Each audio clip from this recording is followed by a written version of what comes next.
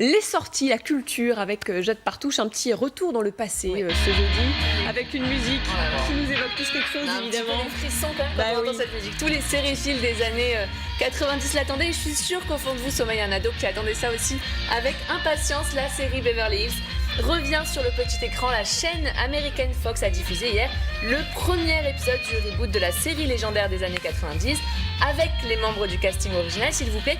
Alors, en attendant de pouvoir vous procurer les images en fouillant un petit peu sur le net, regardez le générique qui a été diffusé hier, un peu avant midi heure française, donc juste avant la diffusion du premier épisode, histoire de vraiment mettre les fans en haleine. Écoutez.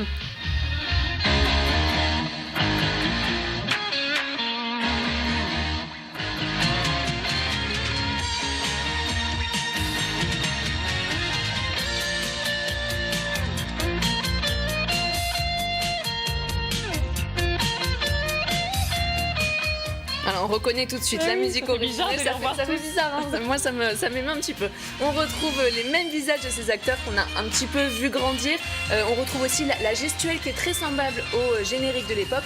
Alors forcément on a envie de savoir si Brenda est toujours professeure de théâtre et si il n'y a pas beaucoup changé, Jason. Alors les hommes non, mais alors les femmes qu'est-ce qu'elles sont refaites? Bon, ça c'était une aparté, mais elles sont quand même bien passées sur le bien. Donc on a envie de savoir si Donna et David sont encore mariés, si Brenda est toujours professeure de théâtre. Enfin c'est tout autant de questions qui resteront en fait sans réponse puisque la série ne reprend pas du tout là où elle s'était arrêtée il y a 19 ans, mais propose en fait une sorte de faux documentaire scénarisé dans lequel les acteurs vedettes vont en fait incarner leur propre rôle. Les choses qui se passent dans le reboot sont en fait inspirées de ce qui s'est vraiment passé dans leur vraie vie. Donc, par exemple, Shannen Doherty devrait a priori être une diva et Tori Spelling une actrice presque fauchée, hein, si on s'en tient à la vraie vie. Alors, outre les 7 acteurs principaux qu'on retrouve, il y a d'autres visages familiers de Beverly Hills, comme comme le visage de Denise Richards ou de Carol Potter. Je ne sais pas si vous vous rappelez de ces deux acteurs, Robin McGill pour Denise Richards, qui était la cousine de Kelly, et Cindy Walsh, quand même, la mère de Brenda.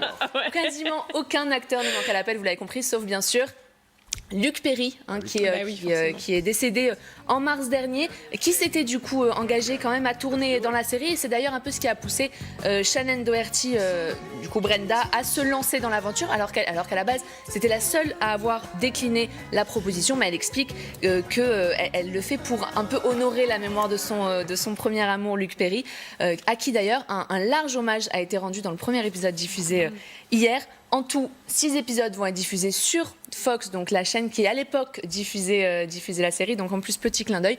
On ne sait pas encore exactement quand la série va sortir en France, mais je pense que ça ne va pas trop tarder. Vous nous tenez